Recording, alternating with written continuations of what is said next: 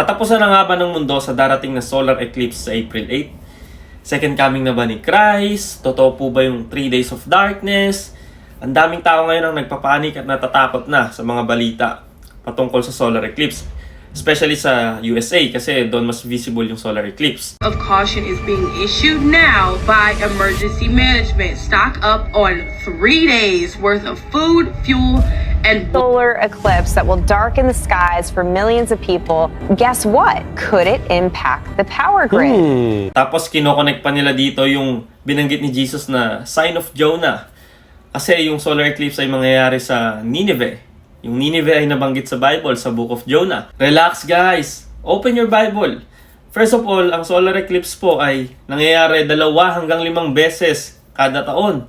So hindi nga rare yung solar eclipse. Hindi porkit magsa-solar eclipse ayun na rin yung pagbabalik ni Jesus Christ.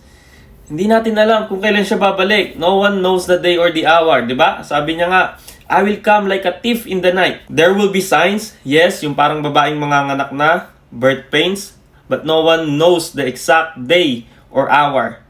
Tapos kinoconnect pa nila dito yung 3 days of darkness.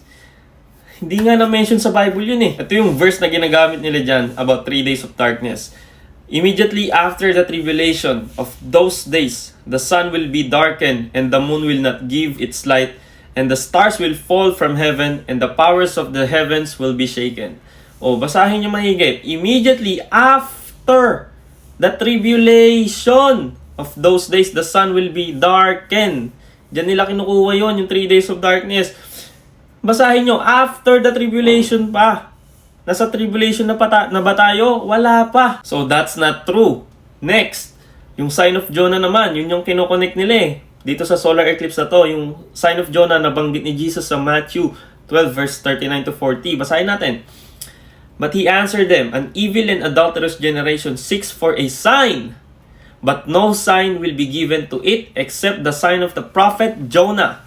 For just as Jonah was 3 days and 3 nights in the belly of the great fish, so will the Son of Man be 3 days and 3 nights in the heart of the earth. Now, kung nabasa nyo na yung Book of Jonah, alam nyo na si Jonah was a prophet, di ba? Isa siyang propeta na kinain ng malaking isda. Tapos, 3 days and 3 nights siya na nasa tiyan, nasa belly ng malaking isdang yon.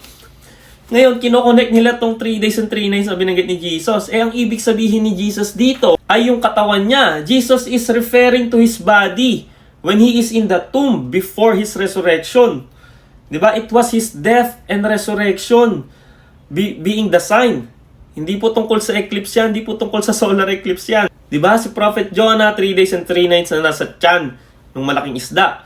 Tapos nung nasa tomb si Jesus, 3 days din siya nasa tomb. Ayan sabi nga 3 days and 3 nights in the heart of the earth. So ang lalayo ng ginagamit nilang verse patungkol dito sa solar eclipse, out of context to the max level. Kaya don't panic. Will Christ come back? Absolutely yes. Babalik siya, but we don't know the exact day or hour. Make sure na you are ready. Maaaring bumalik siya today. Paano ka magiging ready? Repent. Repent in Greek word is metanoia, change of heart and change of mind.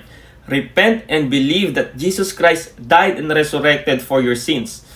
He paid the penalty of your sins 100%, paid in full. It is finished. Tetelestai. Kaya yung pagbabalik niya para sa ating mga Christian, hindi to scary. It is a joyful thing for us.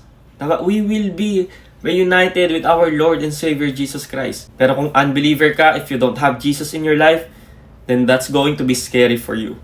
Kaya nga tinawag siyang sacrificial lamb and lion of Judah. Nung first time siyang dumating sa earth, he came as a baby, as a humble servant to do the will of the Father. But on his second coming, he will be the Lion of Judah. He will judge this corrupted, evil, sinful world na to. He will judge the unbelievers. And it's going to be a scary thing for the unbelievers.